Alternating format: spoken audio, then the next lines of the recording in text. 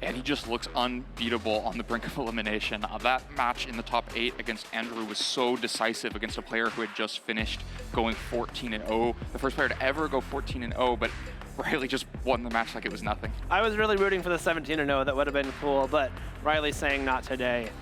As he should, obviously. You're not going to just let yourself be felled just for the sake of storyline. So Riley opting for victory in that top 8 match. But Shane here, we have his main accomplishment being this current tournament. Really cool to see these newer players get their first big finish and hopefully use that momentum to propel themselves forward. We are seeing Shane's team now on the screen. It is the Tornadus, the Fluttermane, Rillaboom, Urshifu, Arcanine, and Chi-Yu, and that is going to be the Rapid Strikes Urshifu.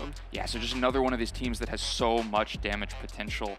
The Tornadus there to set up the speed when it's needed, and then just a bunch of massive attackers around it.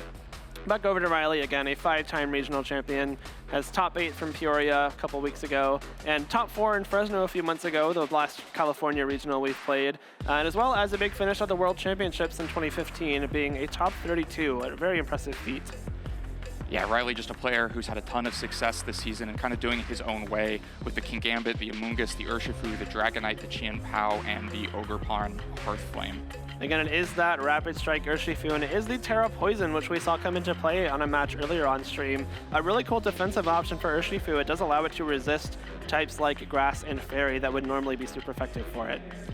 Yeah, just a lot of smart, small decisions on Riley's team that makes a set of Pokemon that seem fairly standard have new options available to them. We talked about the Assault Vest, you just mentioned the Terra Poison instead of an offensive Terastallization like we usually see on Urshifu. And then the Amoonguss with no Protect instead has the Grass Knot. We saw how impactful that can be in Pittsburgh when it picked up tons of damage against all these defensive water Terastallizations. Especially in conjunction with something like Urshifu that's going to be baiting out a lot of water Terastallizations defensively. I like Grass Knot a lot. It combos really well with that, and like you said, really punishes a lot of these water types. I think water's been one of the kind of default defensive Terastallizations for the last few series, just because water is a pretty good, generally defensive type. And so taking advantage of that is really smart. Yeah, Riley, we saw it in the win and in match, just kind of taking over the game with the Amoonguss, with the water Terastallization, being able to put everything to sleep. Definitely Shane wants to avoid that outcome for his team. Yes, it's going to be tough though. Shane does have access to Taunt in his Tornadus, which is great.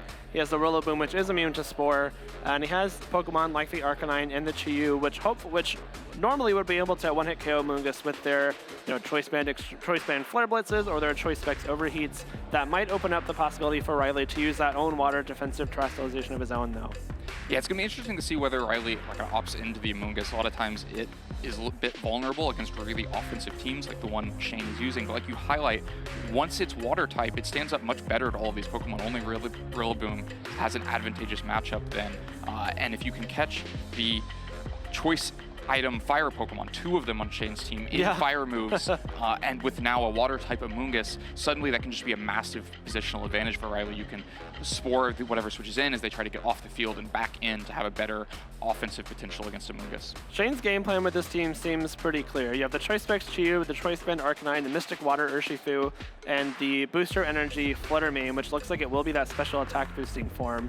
And that means you get your priority Tailwind, you get your really strong attacker, you try and do a lot of damage right off the bat. I really like that kind of team just because it gives you the options on turn 1 to start firing off some big damage. And a lot of teams, kind of like Riley's, don't have that huge turn 1 nuclear option, and that means that Riley has to deal with that. And if you kind of get through those first few turns against a team like Shane's, that puts you in a much better position. Yeah, I think you're right, and I think you highlighted an important part of this match, which is going to be Shane kind of presenting an initial offensive option. He gets to choose the first position. Riley doesn't quite have the momentum behind him in any lead given that way, and so he needs to make sure and lead the right Pokemon that can withstand the initial assault, try to take control of the position. A wrong lead can be very difficult to recover from. If there's just massive attacks coming through, it's difficult to make safe switches. It's especially difficult too because kind of the main damage dealers being the Choice Band Arcanine and the Choice Specs Chi-Yu, there's not a whole lot that can just eat those attacks, and there's no Intimidate for Riley to try and lower the damage from the Arcanine. Like, something has to be taking a massive Choice Band Flare Blitz, or even Head Smash, or an Overheat, or a Dark Pulse, or something like that. So there's no Snarl, there's no Intimidate. So Riley has to find a way to either make effective trades, whether that be trading a Pokemon for a Pokemon, or a lot of damage for a lot of damage. And once those first few turns go away, I think advantage goes to Riley. Yeah, I think Riley's going to need to use the Arcanine fairly well. The Rock Slides look like pretty good damage potential, and of course the Flare Blitz into Amoonguss or King Gambit offers a ton of damage, but it's also going to be consistently vulnerable if it's on the field, whichever type it's in. It doesn't want to fight against the Urshifu while it's Fire and Rock, and once it's Water type, will not be wanting to fight against the grass options on Ogerpon's side. Urshifu and Qianpao, the lead of choice for Riley, next to the Tornadus and the Hisuian Arcanine for Shane. We have the immediate threat of a choice band Arcanine in priority Tailwind. However, if you're Riley, I actually think this isn't that bad. You have the Urshifu, which should resist everything coming out from the Arcanine, and the Qianpao, which is holding a Focus Sash. So if the Tailwind goes up, Arcanine probably can't take a KO here. Yeah, I think this is a win for Riley to have this lead matchup. It was going to be a really important part of this match, and Riley opted for two of his most offensive Pokemon to just fight offense with offense, and ends up in a pretty good type relationship here. The Arcanine is so vulnerable to the Urshifu immediately. That said, the Tornadus could just go on the offensive itself and try to go after Urshifu with a Bleak Wind Storm. We do see a Terrestrialization right off the bat. It's going to be Shane's Tornadus turning into a Ghost type, not wanting to take super effective damage from Riley's Qianpao's Ice Spinner. Hopefully that pays off for him there. We're going to see the Tailwind coming out. No Terra from Riley on this first turn, and Arcanine will have the chance to go for a big... No, Rock Slide Surging Strikes actually goes before the Arcanine in Tailwind. That's a huge, huge note for Riley to know, because the Choice Scarf Urshifu outspeeding the double weak Rock and Fire type, that just immediately gets rid of the Arcanine. Massive turn one here. Yeah, just an incredible turn one for Riley to get that KO, outspeeding despite the Tailwind against the Arcanine because of the Choice Scarf on Urshifu and the way these Pokemon are trained. Sometimes there's some debate whether Urshifu counts as a one-hit KO because it needs 3 hits to get the KO. This Didn't time matter it this just time. needed 1. That was a clear one-hit KO. That said, there's still Tailwind. There's still a couple of attackers on Shane's side of the field. When you're playing this offensive team, sometimes all you need is 2 Pokemon. One going down is not the end of the story. You don't need all of the repositioning advantages that a more bulky team would have, and so Riley's going to now have to fight through this Tornadus and this Urshifu despite being at the speed disadvantage, unless this Scarf Urshifu just continues to have the speed it needs to be over all of these Pokemon. That's true. The Ice Spinner doing under half to Tornadus means it actually would have survived regardless. Could be good info for both trainers going forward, and the Rocky Helmet breaks the Focus Sash on the Qianpao, which is really big. That means that the Focus Sash will no longer prevent it from being KO'd by a close combat on this turn if Shane opts for that. However, Tornadus being a Ghost type now opens it up to a Sucker Punch, so you have to worry about that if you're a Shane as well. Yeah, you'd love to just go for a Bleak Wind Storm here to threaten the Urshifu, but oh, the Sucker Punch actually just lands into the Urshifu on the other side of the field, not into the Tornadus. That opens up the Surging Strikes into Urshifu, going to do some decent damage, but not incredible damage. Just over 50% it looks like to the Urshifu on Riley's side of the field. The speeds here between Tornadus and Urshifu will matter. If the Tornadus can act first and go for a Bleak Wind Storm, it will connect, which should KO this Urshifu and give Shane the tie in Pokemon count. That's actually a really big turn there. The Sucker Punch going into Urshifu means that the Tornadus sticks around, and now that the Qianpao has taken even more damage, it's likely that something like an Aqua Jet from Shane's Urshifu could KO this Qianpao before it could even Sucker Punch the Tornadus. That's a really big turn. Yeah, just an absolutely massive turn. Shane calling Riley's bluff, knows the Sucker Punch is there, knows it would just KO Tornadus and prevent the Bleak Wind Storm. But Tornadus is a disposable Pokemon. It's done its job, it's clicked Tailwind, and so getting the Bleak Wind Storm is just gravy on top, and so risks it, and the Sucker Punch doesn't come through. The Bleak Wind Storm does outspeed Urshifu, pick up that KO, and really put Shane into a much stronger position after a very bad turn 1. Very much so, especially considering Tornadus is now a Ghost type. The Dragonite can't even Extreme Speed it, so that could be something to come into play here for Shane. Opting to protect his Urshifu on this turn, not wanting to take an Extreme Speed or something like a Sacred Sword from Urshifu. Rain Dance comes out from Tornadus first, will boost the power of Surging Strikes and Aqua Jet for the rest of the game. Sucker Punch fails into either target, obviously a Protect or a Rain Dance would have blocked that, and Aerial Ace lands into the Urshifu's Protect. Yeah, another good turn for Shane. He avoids the Sucker Punch by using Rain Dance, avoids the Aerial Ace by using Protect. Still has to eventually deal with these Pokemon. You can't just Protect and Rain Dance forever, but for now, got through that turn unscathed. That's true. We have still another turn of Tailwind here for Shane. The Urshifu should be able to outspeed the Qianpao and Dragonite and get an attack off first. An Extreme Speed and a Sucker Punch from the Dragonite should not be able to KO the Urshifu, since the Dragonite is not holding a boosting item, which means Urshifu should get a guaranteed attack off here. It's just a matter of how much it can do. The Rain Dance boosting its damage into the resisted Dragonite, but might not even matter because Sucker Punch is able to KO this Tornadus before it can move, obviously going for a Bleak Wind Storm on this turn. A little bit more Rocky Helmet chip damage into Chien-Pao might come to help Shane later, but Urshifu now has the chance to attack with a Surging Strike. So we'll be into that Dragonite with the Rain, does a big chunk of damage. Looks like it's going to be just short of a KO here. Yeah, this is important damage to know for both sides of the field. Dragonite, pretty difficult Pokemon for Shane to take down with what he's shown so far. But even with the Rain, not enough to be one KO. Easily a 2-hit KO, but that is a KO. And so Aerial Ace lands into Urshifu, picks up that KO, and things are looking good for Riley. This Dragonite continues in all the matches that we see to just have the right typing that it needs, to just have enough damage despite no choice band, and having the flexibility to switch moves to just be a thorn in the side of whoever's playing against it. Urshifu with only water and fighting offense had no option but to go for resisted attacks into that Dragonite and then to then take a super effective same type attack boosted Aerial Ace back. It's not the Terra Blast that we've seen some Dragonites have in the past, but it is still a lot of damage. Rillaboom goes for Fake Out into the inner focus Dragonite, hoping for a KO there, but it does not KO this Dragonite, and now a combination of Ice Spinner and Aerial Ace should be able to claim the Game 1 win for Riley. Ice Spinner removing the grassy terrain before the game ends just for good measure, but Riley takes a very clean Game 1 victory over Shane Gaffney here in top 4. That first turn was just huge. The Arcanine not getting to attack at all, not able to get off a Rock Slide to knock out that Chien-Pao after the Rocky Helmet damage, and get some good damage on Urshifu as well, came in so handy for Riley. Yeah, that was really the pivotal turn of this. I think both players may have been caught off guard of this on this, or maybe Riley was a little more confident in the speed of his Urshifu. But Arcanine going down was crucial because it was the best damage against that Dragonite. The other Pokemon that Shane brought to this match, the Tornadus, would have only had neutral Bleak Wind Storms mitigated by an Assault Vest, and the other two Pokemon would have only had resisted moves to hit into Dragonite. It was going to be very difficult to quickly take it down, and meanwhile it had lots of great offense against them, landing this Aerial Ace to easily KO this Urshifu. That Arcanine's going to have to be preserved better if it's the only answer to Dragonite, or there's going to need to be something else like the Flutter Mane brought as well.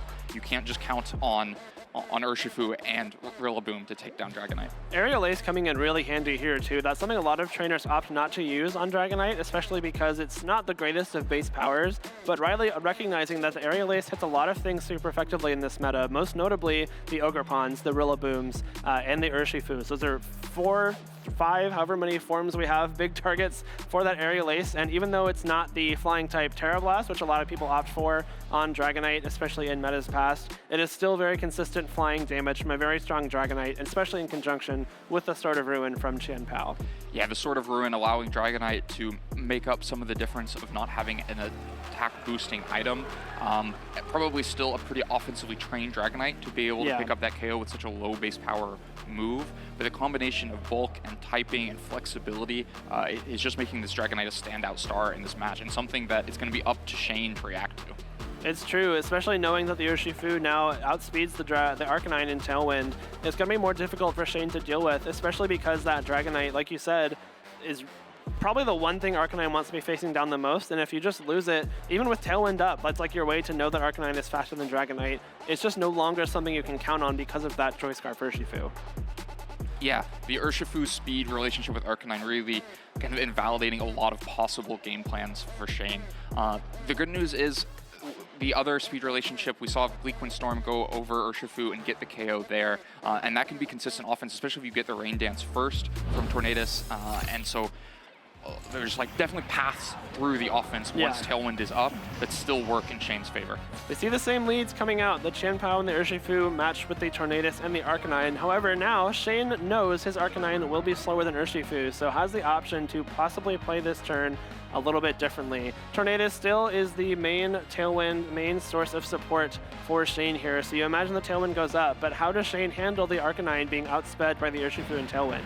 Yeah, this is still such a difficult position. It's more difficult than we even thought it was looking at it in Game 1 because of the speed relationship with that Arcanine. Both of these Pokemon just so vulnerable. If you go for the Tailwind, you can't just leave Arcanine on the field because it's vulnerable, which means the Tornadus is a totally vulnerable target. Instead, the Urshifu switching, counting on Shane to not just allow the same play, and Riley trying to get one step ahead. Riley switching out the Urshifu for King Gambit this time, while Shane swaps out the Arcanine for Urshifu. A really nice Urshifu swap here for Shane, a big threat to both the Pokemon on Riley's side of the field. The Tornadus once again will Terastallize into a Ghost type, which will allow it to not take super effective damage from the Ice Spinner coming out from the Chien-Pao, and hopefully allow it to stick around a few more turns, except you're facing down a King Gambit now. I don't think Ghost type is really what you want to be. Yeah, no, that Ghost type up against 2 Sucker Punches on the other side of the field looks pretty vulnerable, but Sucker Punch not the most consistent move. You could just get away with avoiding it using Rain Dance and Tailwind again. Urshifu comes in and takes that Sacred Sword pretty well, pretty bulky into it, and is much better positioned, like you said. A Rain Dance in combination with something like a Surging Strikes here is a big threat. The Tailwind is up, so Urshifu should be attacking before the Chien-Pao and the King Gambit, and especially considering the Unseen Fist will allow Shane to bypass any attempts at protecting that might be able to stall out that Tailwind. Shane has some big options here offensively. We're going to see Riley Terastallize though. The King Gambit will opt for the Terastallization and turn itself into a Dragon type. It is a great defensive Terastallization here for this King Gambit, as it will resist the Surging Strikes and become neutral to close combat. Yeah, so 2 Dragons on the other side of the field against Shane, both of them going to be resisting Surging Strikes. We saw how much damage it can still do when Rain boosted. This King Gambit's going to take it a little bit better than Dragonite did, but it's still going to be close to 50%. It'll be close to 50%, but it looks like it might not be able to 2-hit KO or even 6-hit KO if you're counting all 3 both times, which is really nice for Riley, because now this King Gambit has the option to go for a huge Kowtow Cleave into the Dark-type Tornadus with that Dread Plate and take a big 1-hit KO. The Tornadus is gone 1 time, 1 hit, and now when the Tailwind goes down, it will not be reset. I think this is an interesting position because in one hand, Tornadus going down is not so bad. It's a bit of a liability on the field. But the 2 Pokemon that Shane has in the back are the Arcanine and the Chi-Yu. Neither one wants to come into the field here. The Arcanine would just give over Defiant boosts to this King Gambit. True. And the Chi-Yu would be fighting in the rain against 2 Dragon types. He's going to be forced to just become a Dark-type attacker for the rest of the game. A very difficult decision which to bring in. It is the Arcanine. That Defiant boost will go ahead and go in and Intimidate. It gets nothing done but a boost for Riley. It doesn't, yeah, it doesn't even lower the Dragonite's attack because of the inner focus. +1 King Gambit now with the Dread Plate is not something you want to see. It shouldn't be able to KO the Urshifu because of the fighting typing, and there's a chance Arcanine maybe is bulk enough to survive a Sucker Punch here and be able to fire off something like a Rock Slide or a Fire Blitz if it opts to. Head Smash being a huge damage source, and especially now because Dragonite cannot Terastallize, it will be taking super effective damage from Rock Slides if one does come its way. Yeah, it's going to be interesting targeting for Shane here. Has to pick which one to go after. The King Gambit's an important target because it was just boosted, but we know how difficult the Dragonite can be for Shane to take down and how much its damage can start mounting if it's allowed to just Aerial Ace the Urshifu on the other side of the field. It's going to be tough too because Extreme Speed would allow Arcanine to dodge a Sucker Punch if that was Riley's choice. Extreme Speed does come out into Dragonite, good chunk of damage, and more importantly dodges that +1 Sucker Punch. Surging Strikes coming through with the Rain boost into Dragonite. Might be very close here, but it's going to be a really tough call. If Dragonite survives, as it does, it will be able to get off a huge attack here, possibly a Stomping Tantrum or an Aerial Ace to KO either of the Pokemon on Shane's side of the field. Stomping Tantrum does come through 2 times super effective into the Rock Fire type Arcanine. And Arcanine not having a great time here. Gets 1-hit KO'd twice in 2 games without taking a big KO of its own. This is a rough spot for Shane to be in. Is now, like you said, Len, this Choice Specs Chi-Yu has to lock into a move in the rain. It really can't opt to lock into a fire type move like it might want to. Yeah, difficult position. I think some really good targeting from Shane there. The idea was really great. Use the Extreme Speed to weaken Dragonite and get away from the Sucker Punch, and then hope that the Surging Strikes was enough damage. If it had picked up the KO and Dragonite, Shane would have been in a really powerful position here in this match, but it just wasn't quite enough. Dragonite hung on. It got the Stomping Tantrum. Now it gets this Extreme Speed. The Aqua Jet is not nearly enough into King Gambit, but the Sucker Punch will do a ton to Chi-Yu. That's a resisted Sucker Punch doing over half to the Dark-type Chi-Yu. King Gambit does dodge the Heat Wave, considering it is in the rain on a Dragon-type. Probably even survived that one, but the Dragonite will go down, giving Riley the chance to swap into either his Chien-Pao or his Urshifu. And the rain was helpful for Shane once his own Urshifu started attacking, but now that Tailwind is over and Riley's Choice Scarf Urshifu is on the field, going to be taking even more advantage of that rain with the surging strikes, and again, cannot protect the Chiyu or the Urshifu because they are holding a choice specs and in the presence of Unseen Fist. Yeah, this should just be the win for Riley. Sucker Punch cannot be stopped in Chiyu. Against Chiyu, Aqua Jet is not enough damage. It goes into the Urshifu instead, doesn't quite pick up the KO there, but Surging Strikes is just safe into Chiyu. Will pick up that KO and leave Urshifu with 1 turn to attack and 2 big targets to take down. That's true. Urshifu now has a chance to attack, possibly try and claim 1 more KO before this game ends, but there shouldn't be any way for Urshifu to win against both the Urshifu and the Qianpao on Riley's side. King Gambit is knocked out by a close combat, but that just means it's even easier for these physical attackers on Riley's end to target that -1 defense. And Riley playing this game expertly. He managed these first few turns of the game very well both times, especially game 1, just knocking out that Arcanine straight up. And now he's put himself in a position where 1 more attack will get him into another regional finals. Yeah, such an impressive game plan from Riley, using the Dragonite and the King Gambit to just withstand the offensive assault from Shane's side of the field while still getting valuable damage back. And the priority was just too much for Shane to withstand all those sucker punches and extreme speeds were just mounting. That was really impressive from Riley. That's such a tough team to play against, is Shane's.